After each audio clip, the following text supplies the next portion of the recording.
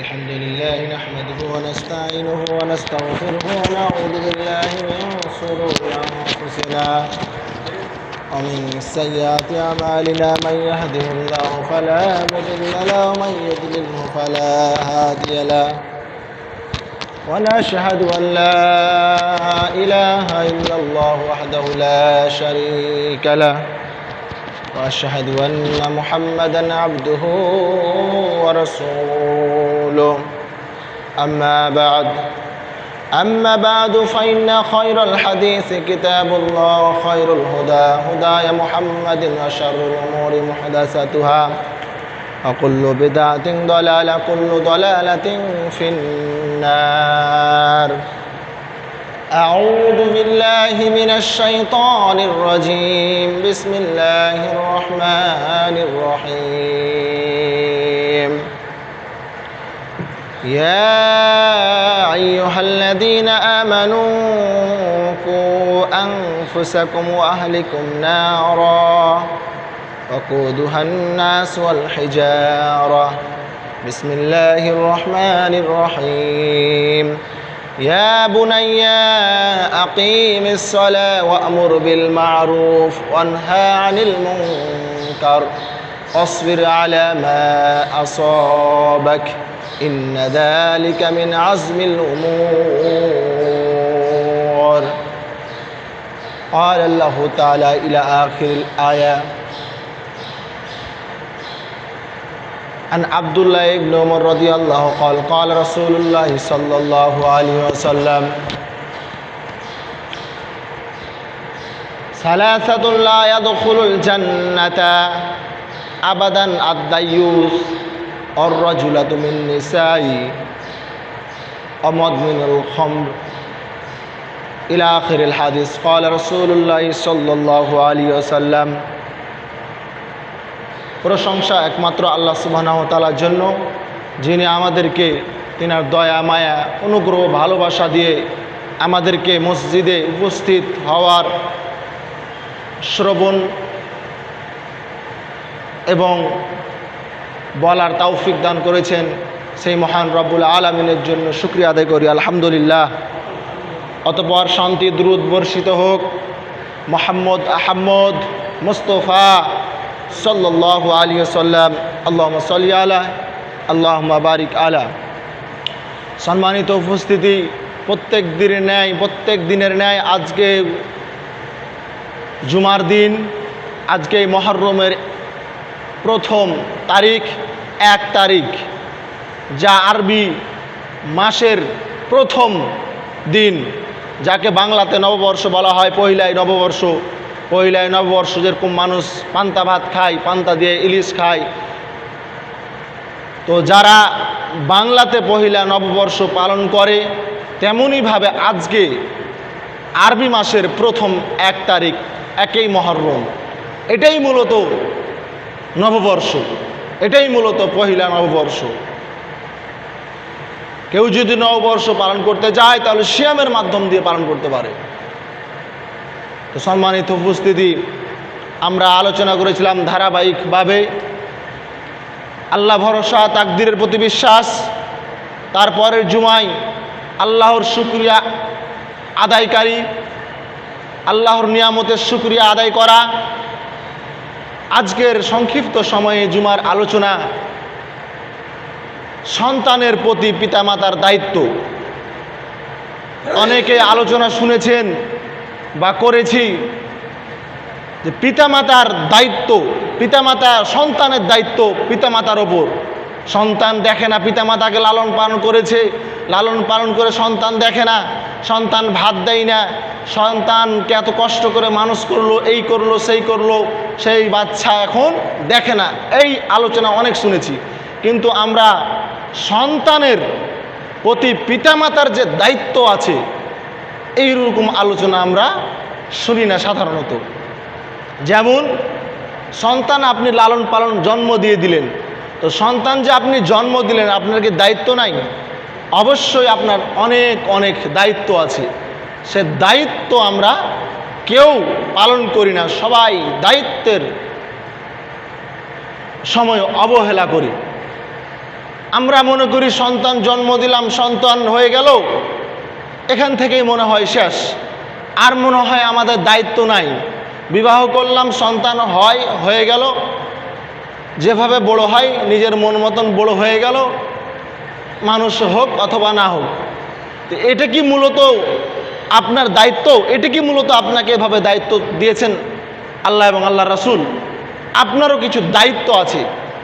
আপনি যে আপনার সন্তানের কাছ থেকে ভালো আচরণ নেবেন, ভালো ব্যবহার নেবেন, ভালো কিছু আশা করবেন, তো আপনারকে কিছু দিতে হবে না তাকে? আপনার সন্তানের কাছে যদি কিছু ভালো আশা পেতে চান, আশা নিতে চান, আমার সন্তান আমাকে দেখে না, সন্তান আমার কথা শুনে না, সন্তান বড়দের সম্মান করে না, ছোটদের স্নেহ করে না, আমার সন্তান যাকে তাকে গালি দেয়, সন্তান কথা বলতে জানে না, যে কোনো গণ্ডগোল মারামারি লাগলে খারাপ ভাষা প্রয়োগ করে, আমার সন্তান যাকে তাকে মেরে চলে আসে, মাইর খেয়ে চলে আসে, তো এই কেন অবস্থা? তো মূলত আসলে কি আপনার সন্তানের সমস্যা না আপনার সমস্যা? মূলত আসলে সন্তানের কোনো দোষ পাওয়া যায় না, মূলত হচ্ছে আপনার পিতামাতার দায়িত্বর অবহেলার কারণে সন্তানটা আজকে রাস্তায় নেমে গেছে। তো সম্মানিত উপস্থিতি, সন্তানের প্রতি পিতামাতার দায়িত্ব কতটুক,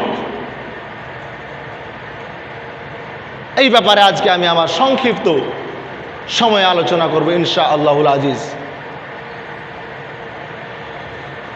লোকমানে হাকিম তার সন্তানকে বলতেছেন, লোকমানে হাকিম কোনো নবী ছিলেন না, কোনো নামি দামি মানুষও ছিলেন না। লোকমানে হাকিম এর ভাষাটা, এর ইবাদতটা, এর আমলটা, এর কথাটা আল্লাহর কাছে এত গ্রহণযোগ্য হয়েছে, এত আল্লাহর কাছে ভালো লেগেছে যে আল্লাহ সুবহানাহু ওয়া তাআলা এই কথাটাকে কোরআন মাজিদে তুলে ধরেছেন। লোকমানে হাকিম তার সন্তানকে কি বলেছেন? লোকমানে হাকিম তার সন্তানকে বলতেছেন, ইয়া বুনাইয়া, হে আমার আদরের সন্তান, হে আমার আদরের ছেলে, হে আমার আদরের সন্তান, হে আমার আদরের ছেলে, আকিমিস সালাহ, তুমি সালাত আদায় করো, ওয়া আমুর বিল মারুফ ওয়ানহা আনিল মুনকার, সৎ কাজের আদেশ করো, অসৎ কাজ হতে মানুষকে নিষেধ করো, ওয়াসবির আলামা আসবাক, বিপদ আপদে ধৈর্য ধারণ করো। লোকমানে হাকিম তার সন্তানকে প্রথম উপদেশ কি দিলেন? প্রথম উপদেশ কি বললেন? সর্বপ্রথম লোকমানে হাকিম তার সন্তানকে বলতেছেন, হে আমার আদরের সন্তান, হে আমার আদরের ছেলে, তুমি আকিমিস সালাহ, সালাত আদায় করো। সালাত আদায় করতে বলছেন লোকমানে হাকিম তার সন্তানকে। আপনি আপনার সন্তানকে কয়দিন বলেছেন সালাত আদায় করতে? আপনি আপনার সন্তানকে কয়দিন বলেন সালাত পড়ার জন্য? আপনি আপনার সন্তানকে, আপনার মেয়েকে আপনি কয়দিন বলতে পারেন বা বলেন সালাতের জন্য? আপনি কোনোদিন বলেন? কোনোদিন বলেন না। আপনি যেভাবে আপনার সামগ্রিক কাজের জন্য, আপনি আপনার যেভাবে বাড়ির কাজের জন্য, আপনি আপনার যেভাবে মানুষের কাজে পাঠানোর জন্য যেভাবে বলেন, যেভাবে অনুগ্রহ করেন, যেভাবে তার সাথে আচরণ করেন, আপনি কোনোদিন সালাত আদায়ের জন্য সেভাবে বলেছেন? কালকে আপনি মাঠে কাজ করতে যাবেন, এই জন্য আপনার ছেলেকে তাড়াতাড়ি ঘুমাতে বলছেন, শুয়ে যেতে বলছেন। কেন? কালকে সকালে আপনার মাঠে কাজ আছে, এই জন্য তাকে এখনই শুয়ে যেতে বলছেন, আগেই সতর্ক করে দিচ্ছেন, আগামী একদিন আগে তাকে বলে দিচ্ছেন আগামীকালকে কাজ করতে যাব। একদিন আগে তাকে সতর্ক করছেন, একদিন আগে তাকে বলে দিচ্ছেন, খালি দুনিয়াবি কাজের জন্য। কিন্তু আপনি কোনোদিন কি আপনি বলেছেন আপনার সন্তানকে সালাত আদায় করার জন্য? আপনার ছেলে যে সালাত আদায় করে না, আপনার সন্তান যে নামাজ পড়ে না, আপনার মেয়ে যে সালাত আদায় করে না, কোনোদিন কি আপনি আপনার ছেলেকে, আপনার সন্তানকে সালাত আদায় করার জন্য বলেছেন? এটা আপনার প্রমাণ হয়? এটা আপনি বলতে পারবেন? আপনি এটা বিবেক দিয়ে বলতে পারবেন যে আমি কোনোদিন একদিন আপনার সন্তানকে বলেছি?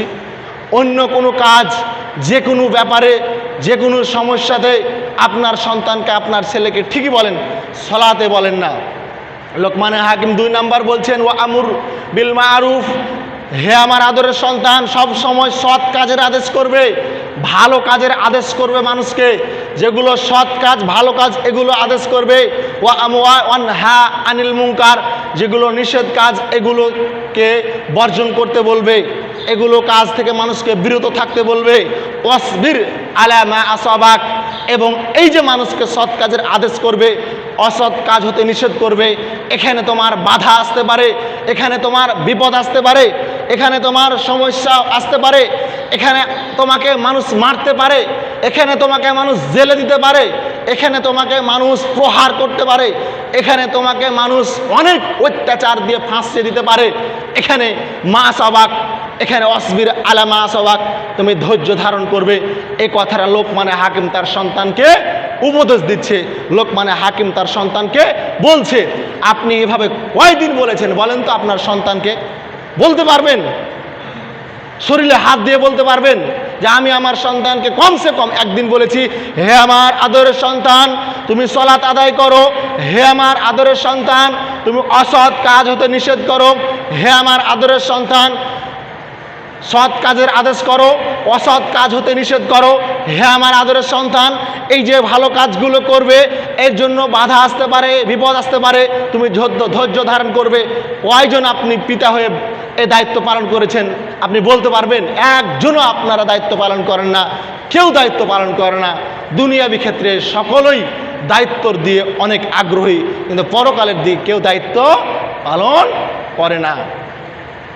আপনার সন্তান খারাপ এই জন্য গ্রামবাসী দায়ী নয়, আপনার মেয়ে বেপর্দা উলঙ্গ হয়ে বেড়াচ্ছে এই জন্য গ্রামবাসী আর জন্য দায়ী নয়, আপনার ছেলে আপনার কথা শোনে না এই জন্য গ্রামবাসী আর জন্য দায়ী নয়, আপনার মেয়ে আপনার বড় হয়ে গেছে কথা শোনে না এই জন্য কোনো এলাকাবাসী কোনো মানুষ এর জন্য দায়ী নয়।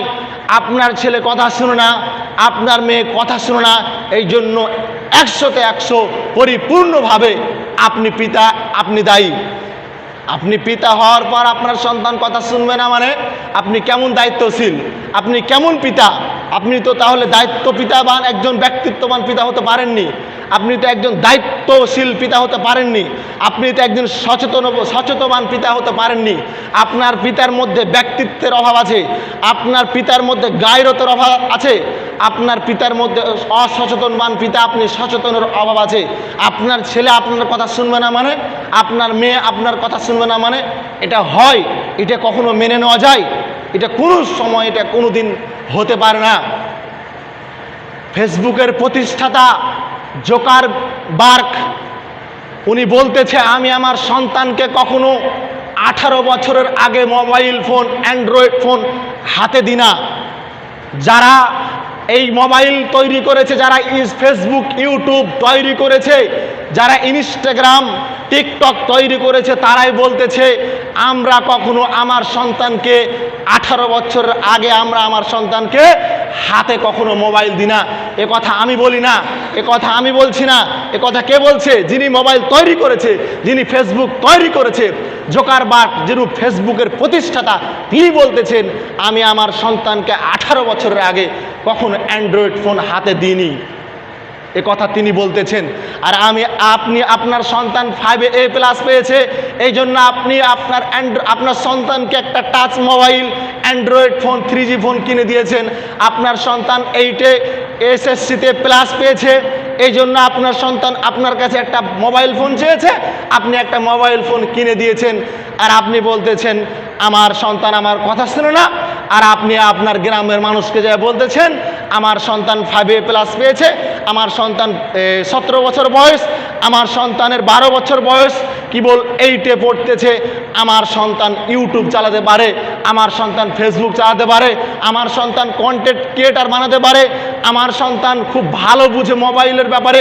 আরে ছোট্ট বাচ্চা, বয়স মাত্র 5 মাস, বয়স মাত্র 2 বছর, আমার মেয়ে সব পারে, আমার মেয়ে সব বুঝতে পারে, সব চালাতে পারে।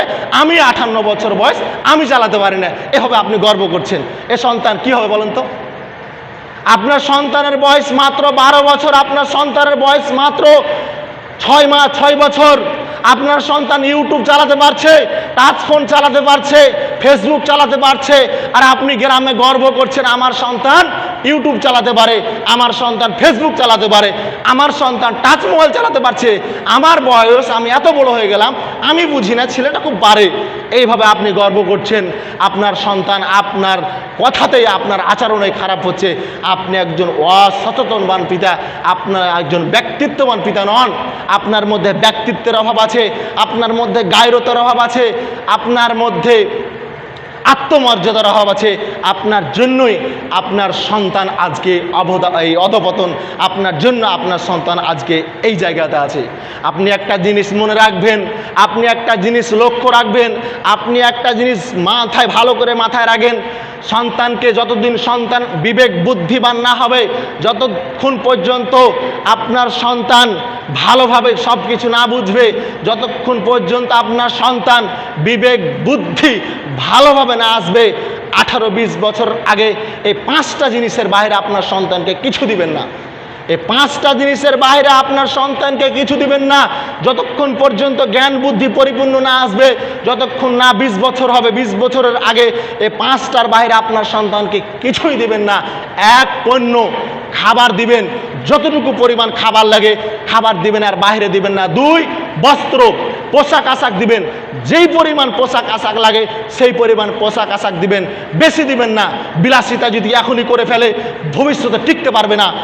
এখনই যদি বাপের পেয়ে বিলাসিতায় চলে, অনেক পোশাক আশাকে চলে, 5 জোড়া জুতো আছে আরও 2 জোড়া নিল, 2 জোড়া শার্ট আছে আরও 5 জোড়া নিল, এখন যদি বাপের আন্ডারে বিলাসিতা করে চলে, যখন বিপদ আপদ আসবে আপনার সন্তান টিকতে পারবে না, ধৈর্য ধারণ করতে পারবে না।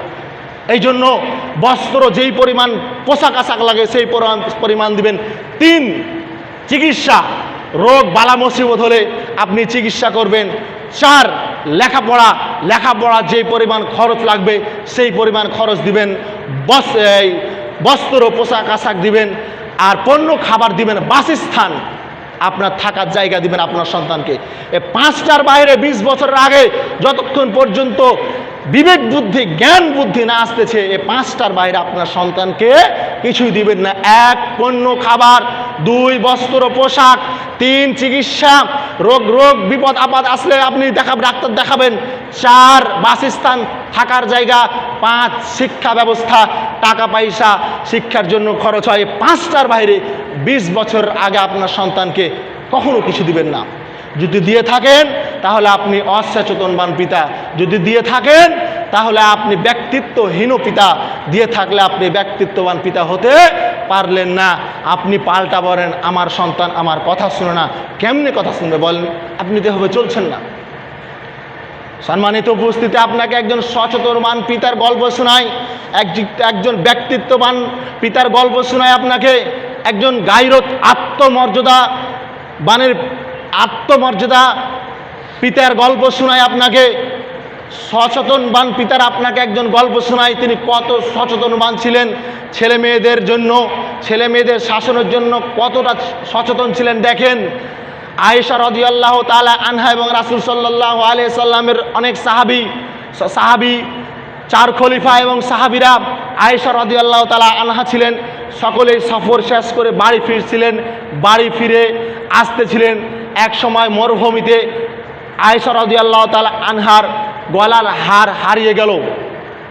অনেক ধোঁয়াধুঁড়ি করলো সাহাবীরা, ধোঁয়াধুঁড়ি করার পরও সাহাবীরা সেই হার পেল না। অনেক ধোঁয়াধুঁড়ি করার পরও এদিকে গলার হার হারিয়ে গেল আয়েশা রাদিয়াল্লাহু তাআলা আনহার। এদিকে সলাতের টাইমও চলে আসতেছে, এদিকে কোনো পানির ব্যবস্থাও নাই, একটা বিকৃতি অবস্থা, একটা বিস্তৃতি এক অবস্থা। 1, গলার হার হারিয়ে গেল, 2, সলাতের টাইম হয়ে গেল, 3, সলাতের জন্য যে উজু করবে এর জন্য পানিও পাচ্ছেন না, কেমন একটা বিকৃতি একটা অবস্থা হয়ে গেল। এই জন্য সমস্ত সাহাবীরা আবু বকরকে একটু বকাঝকা করতে লাগলো, আপনার মেয়ে আয়েশা রাদিয়াল্লাহু তাআলা আনহার জন্য আজকে আমরা ফেঁসে গেলাম, আজকে আমরা মরুভূমিতে আটকে পড়লাম, আজকে আপনার মেয়ের জন্য যদি গলার হার না হারাতো আজকে আমরা এইরকম বিপদে পড়তাম না। এখন সলাতের টাইম হয়ে গেল, কীভাবে সলাত আদায় করবো, পানির ব্যবস্থা নাই, একটা বিকৃতি একটা অবস্থা। আবু বকরকে সব বকাই করতে লাগলো। আবু বকর রাদিয়াল্লাহু তাআলা আনহু তখন চলে গেলেন আয়েশার কাছে। আয়েশা রাদিয়াল্লাহু আনহা রাসূল সাল্লাল্লাহু আলাইহি সাল্লামের উরুর ওপর মাথা দিয়ে রাসূল সাল্লাল্লাহু আলাইহি সাল্লাম আয়েশার উরুর ওপর মাথা দিয়ে রাসূল সাল্লাল্লাহু আলাইহি সাল্লাম ঘুমিয়েছিলেন, শুয়েছিলেন তাঁবুর নিচে। আবু বকর সে তাঁবুর ভিতরে ঢুকলেন, দেখতেছে যে আয়েশার উরুর ওপর হযরত মুহাম্মদ সাল্লাল্লাহু আলাইহি সাল্লাম মাথা দিয়ে শুয়ে আছে, ঘুমিয়ে আছে। এখানে লজ্জাবোধ করলেন না? জামাইয়ের সামনে মেয়ে শুয়ে আছে, না মেয়ের সামনে জামাই শুয়ে আছে, মেয়ের উরুর ওপরে জামাই ঘুমিয়ে আছে। এখানে আবু বকর লজ্জাবোধ করলেন না? আপনি হলে লজ্জাবোধ করতেন, জামাই মেয়ে শুয়ে আছে কেমনে যায়, এত বড় মেয়ে এত বড় জামাই কেমনে যায়। আবু বকর লজ্জাবোধ করলেন না, আয়েশাকে গিয়ে একটা ছিটকা দিলেন, একটা আঘাত করলেন, মারলেন আবু বকর। আয়েশা বলতেছেন যে আমার উরুতে যদি রাসূল সাল্লাল্লাহু আলাইহি সাল্লাম না থাকতো তাহলে আমি অনেক দূরে ছিটকে পড়তাম, এত জোরে আমার আব্বা আমাকে আঘাত করলেন। কেন আঘাত করলেন? শুধু একটা হাড় হারিয়ে গেছে, এই জন্য হাড় হারিয়ে যাওয়ার জন্য একটা বিকৃতি, একটা অবস্থা, এই জন্য আবু বকরের মাথা গরম হয়ে গেছে। পিতা দেখেন কাকে মারলেন, দেখেন আয়েশা রাদিয়াল্লাহু তাআলা আনহাকে মারলেন। সব থেকে জ্ঞানী, সব থেকে বুদ্ধিমতী, সব থেকে দামি, সব থেকে উত্তম নারীদের একজন, তাকে মারলেন। কার সামনে মারলেন?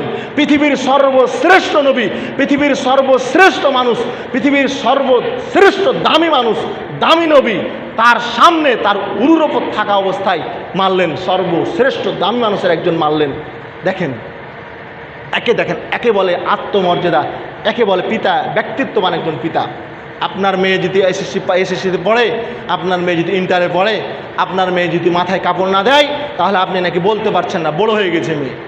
আর দেখেন বিবাহিত নারী জামাইয়ের সামনে, সব থেকে দামি নারী, সব থেকে দামি মানুষের সামনে, দামি নবীর সামনে কত জোরে মারলেন। আয়েশা বলতেছে এত জোরে আমাকে আঘাত করেছে, রাসূল যদি আমার উরুর ওপর না থাকতো আমি ছিটকে অনেক দূরে যা পড়তাম। সম্মানিত উপস্থিতি, আপনাকে আমি কি করে বুঝাই? পিতা হতে গেলে কত দায়িত্ব নিতে হয়, পিতা হলে আপনাকে কত ক্ষমতাবান হতে হয়। পিতা মানে আপনাকে শুধু জন্ম দিলে পিতা হওয়া যায় না, পিতা হলে আপনাকে সন্তানের সব পরিবারের আপনাকে দায়িত্ব নিতে হবে। এলাকাবাসী নয়, আপনার ছেলে আপনার কথা শুনে না, আপনার ছেলে আপনার কথা মানে না, এটা এলাকাবাসীর জন্য দায়িত্ব নয়, দায়ী নয়, গ্রামবাসী দায়ী নয়, আপনি দায়ী। আপনিই হচ্ছে দায়িত্ব আপনার সন্তানের প্রতি, আপনাকেই এই দায়িত্ব নিতে হবে। সম্মানিত উপস্থিতি, আপনার সন্তান কথা শুনে না, এটা তো মানুষ বুঝবে না, এটা তো মানুষ মেনে নেবে না, এটা তো আল্লাহ মেনে নেবে না। কেন নেবে? আপনার সন্তান আপনার কথা শুনে এটা হয়, এটা কি মেনে নেওয়া যায়? আপনি তাকে নষ্ট করেছেন, আপনি তাকে খারাপ বানিয়েছেন, আপনি তাকে বিয়াদব বানিয়েছেন, আপনার স্ত্রী তাকে বিয়াদব বানিয়েছে, আপনার স্ত্রী তাকে নষ্ট করেছে।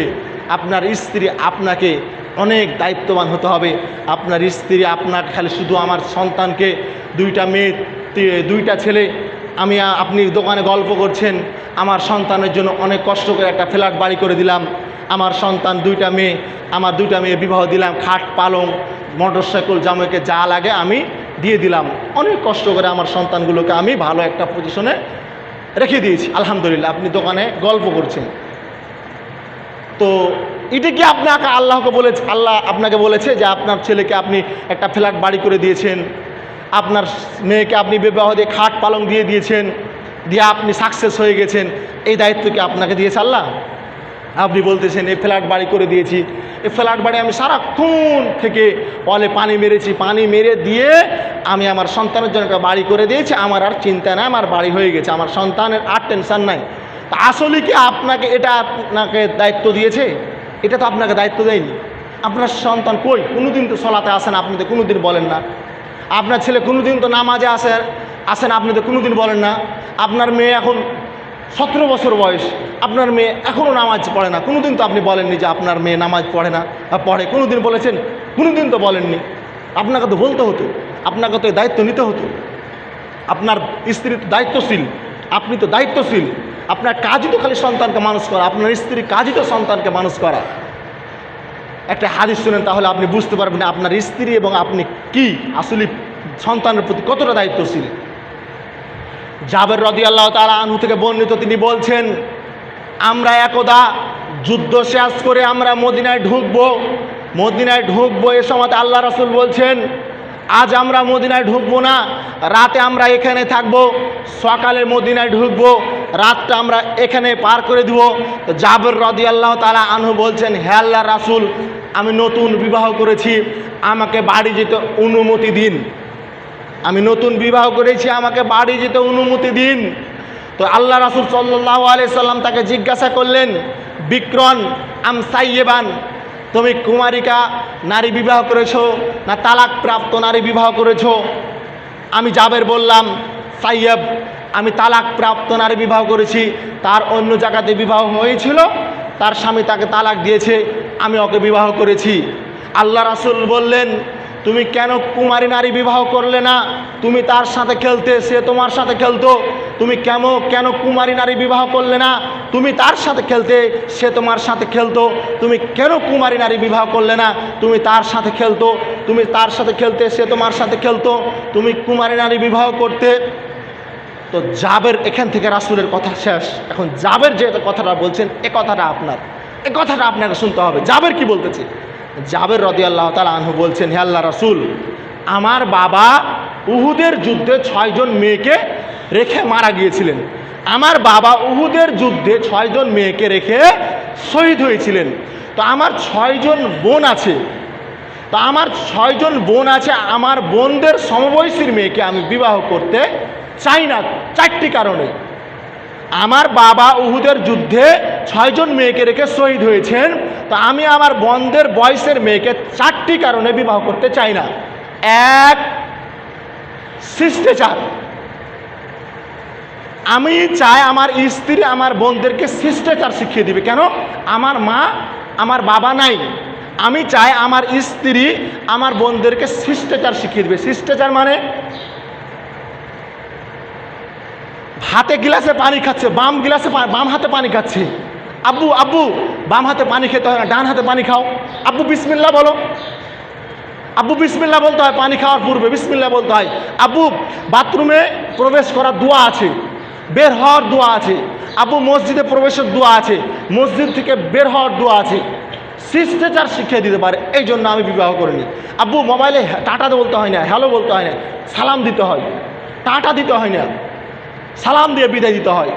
এই যে শিষ্টাচার যেন শিখিয়ে দিতে পারে। 2, আমি আমার স্ত্রী, আমি আমার বোনদের সমবয়সী মেয়েদেরকে এই জন্য বিবাহ করিনি, আমার স্ত্রী যেন আমার বোনদেরকে বিদ্যা শিখিয়ে দিতে পারে। বিদ্যা মানে আল্লাহুম্মা বিসমিকা আমুতু আইয়া, ঘুমানোর পূর্বে দোয়া পড়তে হয়। এই দোয়া মুখস্থ করিয়ে দিবে তার মা, তার বাবা।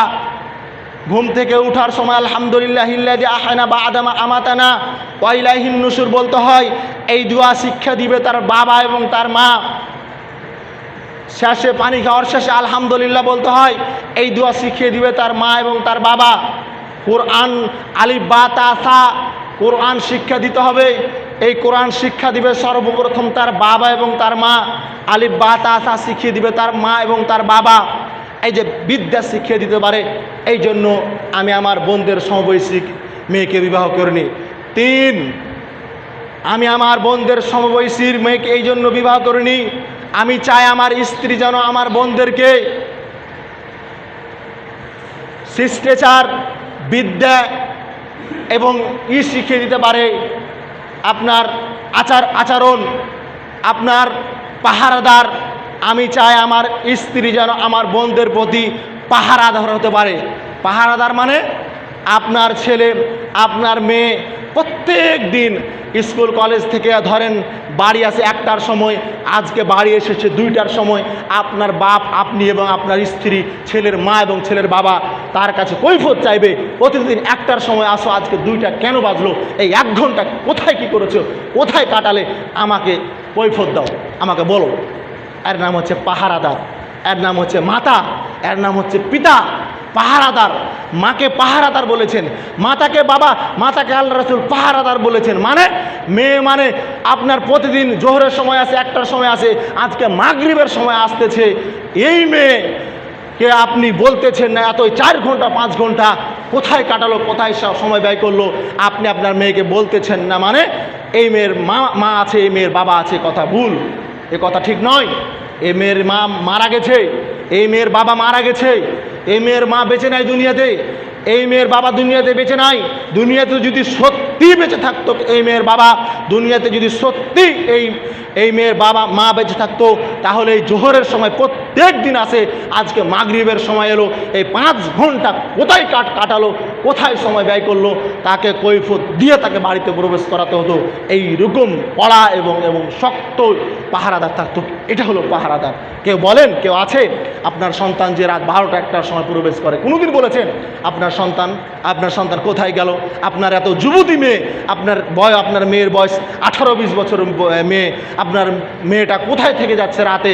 আপনার মেয়ে বলতেছে, আব্বা আমি আজকে বান্ধবীর বাড়িতে থেকে যাব। আজও কি বান্ধবীর বাড়িতে রাতে থাকলো না?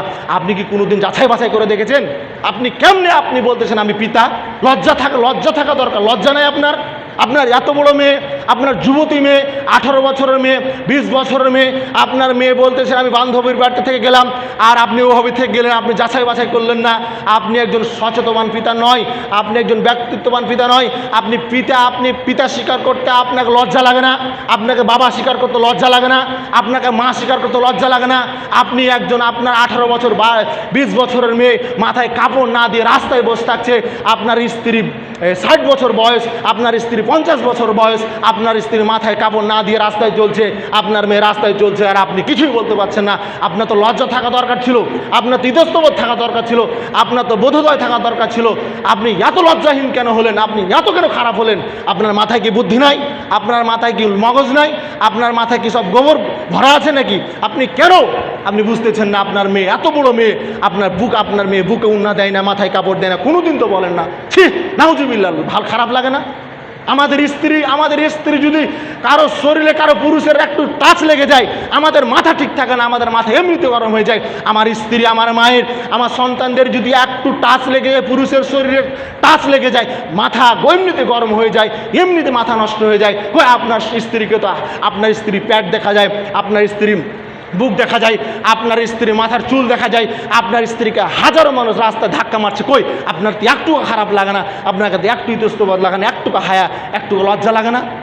আপনি কেমনে পিতা পরিচয় দেন? আপনি কি করতে আপনি জন্ম দিয়েছেন?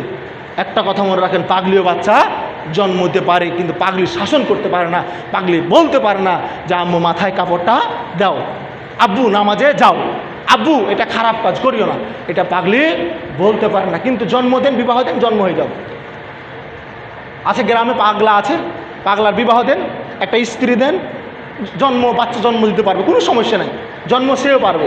আপনি যেভাবে জন্ম দিচ্ছেন ওভাবে সেও জন্ম দিতে পারবেন। দেন একটা পাগলার সাথে বিবাহ দেন, যদি জন্ম দিতে না পারে, আমি কি বলেছি, জন্ম সেও দিবে, কিন্তু সে পাগলা বলতে পারবে না আম্মু তোমার মাথায় কাপড় নেই, মাথায় কাপড়টা দাও, আব্বু চলো সলাতে যাই, এটা বলতে পারবে না। তাহলে আপনার মাঝে আর আপনার ওই পাগলার মাঝে পার্থক্য আমাকে দেখান।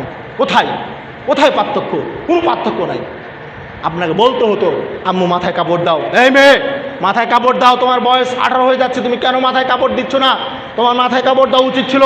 তোমার লজ্জা থাকে না, হায়া লাগে না? তুমি কেন মাথায় কাপড় দিচ্ছ না? তুমি আজ থেকে মাথায় কাপড় দিবে।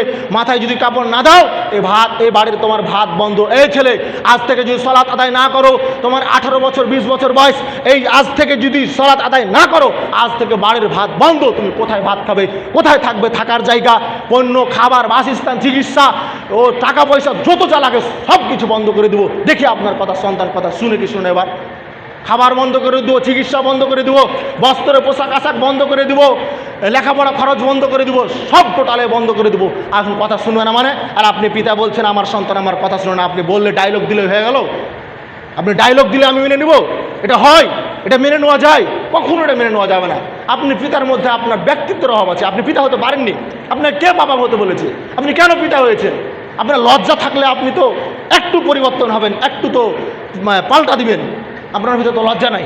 আপনি শুনতে একটুকা আপনার খারাপ লাগে না, আপনার কাছে একটুকা বিতস্তবোধ লাগে না? আপনি তো হাসতেছেন, লজ্জা লাগে না হাসতে? কথা বলা শুনে ঠিক লজ্জা লাগে না? কি লজ্জায় হাসতেছেন মুখ দিয়ে? আপনার সন্তান খারাপ আছে, নামাজ পড়ে না, আপনার সন্তান বেপর্দা হয়ে পড়ে, হাসতে লজ্জা লাগে না? কথাগুলা দোকানে বলতে লজ্জা লাগে না? কেন আপনার লজ্জা কোথায় গেল? এত হায়া কোথায় গেল? পাল্টা দোকানে এগুলো আলোচনা করছেন, লজ্জা থাকা দরকার ছিল। ঠিক আজকে থেকে আমি তোবা করলাম, আজকে থেকে আমার সন্তানকে আমি পরিবর্তন করবই করবো। দেখি তো এরকম তো আপনার প্রতিভা নাই, এরকম তো আপনি কখনো বলতেছেন না। আল্লাহ আমাদেরকে বুঝার তৌফিক দান করুক। আল্লাহুম্মা আমিন। ইন্নাল হামদুলিল্লাহি ওয়াহদা ওয়াসসালাতু ওয়াসসালামু আলা মান লা নাবিয়্যা বা'দা। সম্মানিত উপস্থিতি, আল্লাহ আমাদেরকে বুঝার তৌফিক দান করুক। আল্লাহুম্মা আমিন। ইন্নাল হামদুলিল্লাহি ওয়াহদা ওয়াসসালাতু ওয়াসসালামু আলা মান লা নাবিয়্যা বা'দা। সম্মানিত উপস্থিতি, আল্লাহ আমাদেরকে বুঝার তৌফিক দান করুক। আল্লাহুম্মা আমিন। আজকের আলোচনার বিষয় কি ছিল? সন্তানের প্রতি পিতামাতার দায়িত্ব। সন্তান আজ অধঃপতন হওয়ার, সন্তান আজ খারাপ পথে যাওয়ার একটাই কারণ, সব থেকে বড় কারণ হচ্ছে তার পিতামাতার অবহেলা। ইবনুল কাইয়্যিম রাহিমাহুল্লাহ বলতেছেন, ইবনুল কাইয়্যিম রাহিমাহুল্লাহ তিনি বলতেছেন, সন্তান ধর্মীয় জ্ঞান থেকে, সন্তান আল্লাহকে ভয় করা থেকে, সন্তান পরহেজগারিতা থেকে ধ্বংসের দিকে চলে যাওয়ার সব থেকে বড় কারণ হলো সন্তান ধর্মীয় জ্ঞান না থাকার কারণ, সব থেকে বড় কারণ হচ্ছে পিতামাতার অবহেলা। কারণ কেন? তারা ছোটবেলায় তাদের ছেলেদের, তারা সন্তানকে নিজের ইচ্ছা মতো চলতে দেয়, ফলে তারা ধ্বংস হয়ে যায়। ছোটবেলায় তার বাবা মা তাকে, সন্তানকে কিছু বলে না, আদর স্নেহ দিয়ে তাকে বড় করে, কোনোদিন শাসন করে না, কোনোদিন কিছু বলে না। এই সন্তান তখন ধর্মীয় জ্ঞান থেকে অনেক দূরে চলে যায়, ধ্বংসের মুখে চলে যায়। সব থেকে অবহেলা, পিতামাতার অবহেলার কারণে আজ সন্তান ইসলাম থেকে বিমুখ হয়ে গেছে, ইসলাম থেকে দূরে সরে গেছে। আর বড় কারণ হচ্ছে, সব থেকে বড় কারণ কি বলেন তো? সব থেকে বড় কারণ হচ্ছে পিতামাতার অবহেলা। আবু হুরায়রা রাদিয়াল্লাহু বলতেছেন, রাসূল সাল্লাল্লাহু আলাইহি ওয়াসাল্লাম বলেছেন, প্রত্যেক সন্তান ধর্মের ওপর জন্মগ্রহণ করে, প্রত্যেক সন্তান একত্ববাদী আল্লাহ ধর্মের ওপর জন্মগ্রহণ করে। প্রত্যেকটা সন্তান সে জানে, তার ধারণ ক্ষমতা রাখে যে আমি সালাত আদায় করতে পারবো, আমি দাড়ি ছেড়ে দিতে পারবো। এইরকম প্রত্যেকটা সন্তান ধারণ ক্ষমতা নিয়ে জন্মগ্রহণ করে। কিন্তু তার বাবা, তার মা ইহুদি, এই জন্য ছেলে ইহুদি নাসারা হয়ে যায়। তার বাবা মা খ্রিস্টান, এই জন্য সে সন্তান খ্রিস্টান হয়ে যায়। তার বাবা মা বিড়িখোর, এই জন্য সে সন্তান বিড়িখোর হয়ে যায়। তার বাবা মা জেনাবাজ, জেনাখোর, এই জন্য সেই সন্তান জেনাখোর হয়ে যায়। প্রত্যেকটা সন্তান ধর্মের ওপর জন্মগ্রহণ করেন, কিন্তু তার পিতামাতা যা, সন্তানও তা হয়ে যায়। দেখেন, যার পিতামাতা নায়ক নায়িকা, তার সন্তান হয় নায়ক নায়িকা। যার পিতামাতা উলঙ্গ, অশ্লীল, বেহায়াপনা, প্যান্ট শার্ট পরে বেড়ায়, তার ছেলে মেয়েও প্যান্ট শার্ট পরে বেড়ায়। যার পিতামাতা বিড়ি, সিগারেট, গাঞ্জা, অ্যাবা খায়, তার সন্তানও অ্যাবা, হিরোইন, গাঞ্জা খায়। যার পিতামাতা ইহুদি খ্রিস্টান, তার সন্তানও ইহুদি খ্রিস্টান। যার পিতামাতা আলেম, তার সন্তানও আলেম। যার পিতামাতা আল্লাহকে ভয় করে, তার সন্তান আল্লাহকে ভয় করে। তাহলে খারাপ সন্তান হচ্ছে কারণ কি? আপনি পিতামাতার জন্য, আপনি পিতামাতা খারাপ সালাত আদায় করেন না, আপনার সন্তানও সালাত আদায় করেন না। আপনি মা ভালোভাবে কাপড় পরতে জানেন না, মাথায় কাপড় দিতে জানেন না, আপনার মেয়ে ওইভাবে আপনাকে শিখতেছে, ওইভাবে চলতেছে, ওইভাবে দেখতেছে। আপনি পরিবর্তন হন, আপনার সন্তানের পরিবর্তন হবে। এক নাম্বার সব থেকে বড় কারণ হলো পিতামাতার অবহেলা। আজ পিতামাতার কারণে আজ সন্তান আজ অধঃপতন, আজ এই অবস্থা। আল্লাহ সুবহানাহু ওয়া তাআলা বলেছেন, ইয়া আইয়ুহাল্লাযিনা আমানু কু আনফুসাকুম ওয়া আহলিকুম নারা ওয়াকুদুহান নাস ওয়াল হিজরা। হে ঈমানদাররা, তোমরা নিজে জাহান্নামের আগুন থেকে বাঁচো, তোমার আহলে পরিবার, সন্তান, আত্মীয় স্বজন, পরিবারকে বাঁচাও। ওয়াকুদুহান নাস ওয়াল হিজরা, যেই জাহান্নামের আগুনের লকড়ি হবে মানুষ এবং জিন, পাথর এবং মানুষ, এই জাহান্নামের লকড়ি হবে। এখান থেকে বাঁচতে বলেছেন আল্লাহ সুবহানাহু ওয়া তাআলা, তোমরা নিজে বাঁচো, পরিবারকে বাঁচাও। আপনাকে খারাপ লাগে না, আপনাকে ভালো লাগছে, আপনাকে কষ্ট লাগে না। আর জাহান্নামের আগুন আবার কি? জাহান্নামের আগুন, এটা আগুন হলো নাকি? এটা কি হবে? এটা কি হবে?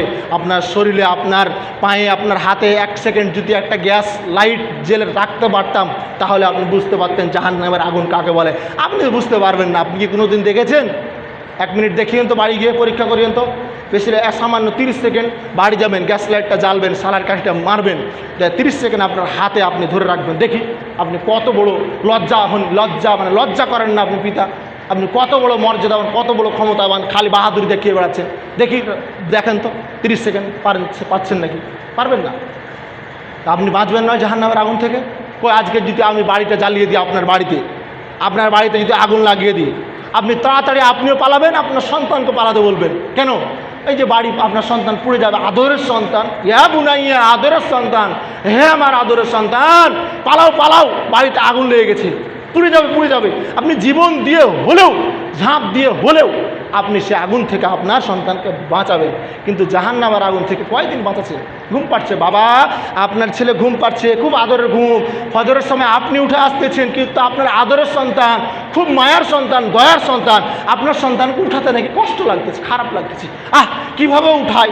আমার সন্তান কত সুন্দর ঘুম পাড়তেছে, আমার মেয়ে কত সুন্দর ঘুম পাড়তেছে, আমি কেমনে উঠাই? আমার মেয়ে আগুনে জ্বলছে জ্বলুক, আমার মেয়ে আগুনে পুড়বে পুড়ুক, আমি কেমনে উঠাই? উঠাতে পারে না। কেন উঠাতে পারেন না?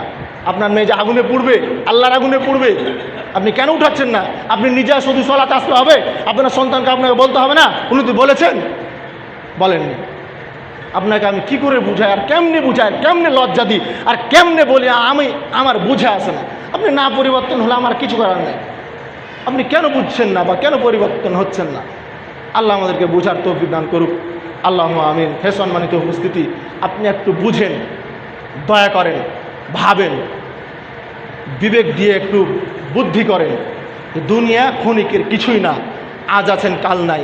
আজ যদি মরে যান, বিজ্ঞানিক বলতেছে 24 ঘন্টার ভিতর তার সমস্ত শরীর দিয়ে পোকা প্রবেশ করবে। 24 ঘন্টা, এটা বিজ্ঞানিক বলছে। এতদিন তো হাদিস কোরআন বলেছিল, এখন বিজ্ঞানিক এটাকে নিয়ে গবেষণা করছে যে আজকে একটা মানুষ মারা যায়, 24 ঘন্টা পর তার সমস্ত বায়ু রাস্তা দিয়ে, তার লাখে দিয়ে, মুখ দিয়ে, সমস্ত রাস্তা দিয়ে একেবারে বড় বড় পোকা সমস্ত শরীরটাকে পোকায় পোকা করে দিবে। এমন কি বলছে 24 ঘন্টার কথা বললো, আর 1 সপ্তাহের কথা বলছে। 1 সপ্তাহে তার সমস্ত গোস্তগুলো ঝরে ঝরে পড়ে যাবে। এখন 1 বছরের কথা বললো, 1 বছরে তার হাড্ডিগুলো মিশে একবারে মাটির মতো হয়ে যাবে। এই তো আপনার জিন্দেগি। এখন যদি মরেন, আজকে জোহর 12টা 1টা বাজতেছে, কাল 1টা আপনার শরীর চিনা যাবে না, সমস্ত শরীরের ভিতর পোকা হয়ে যাবে। এই তো আপনার জীবন। আপনি কেন এই জীবনকে নিয়ে অহংকার করতেছেন? কেন আপনার সন্তানকে জাহান্নাম থেকে বাঁচাচ্ছেন না? কেন আপনার সন্তানকে সলাতে আদায় করার জন্য বলতেছেন না? কেন আপনি শুধু একলাই সলাত আদায় করছেন? আপনি নিজে সলাত আদায় করেন, আপনার সন্তানকে ধরে নিয়ে আসেন। আপনি দুনিয়াবি যেরকম আগুন থেকে বাঁচাতে চাচ্ছেন, পরকাল থেকে বাঁচান। আল্লাহ আমাদেরকে বুঝার তৌফিক দান করুক।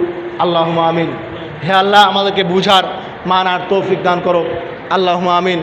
হে আল্লাহ, আমরা পিতা মাতার দায়িত্ব, সন্তানের প্রতি দায়িত্ব যেন অবহেলিত না হয়। আমরা যেন হাদিস এবং কোরআন অনুযায়ী সন্তানের প্রতি পিতামাতার দায়িত্বটা যেন বুঝতে পারি এবং আমল করতে পারি, পালন করতে পারি। এই তৌফিক আমাদেরকে দাও। আল্লাহুম্মা আমিন। এই বলে আমি আমার সংক্ষিপ্ত আলোচনা শেষ করছি। সুবহানাকা আল্লাহুম্মা ওয়া বিহামদিক, আশহাদু আল্লা ইলাহা ইল্লা আনতা, আস্তাগফিরুকা।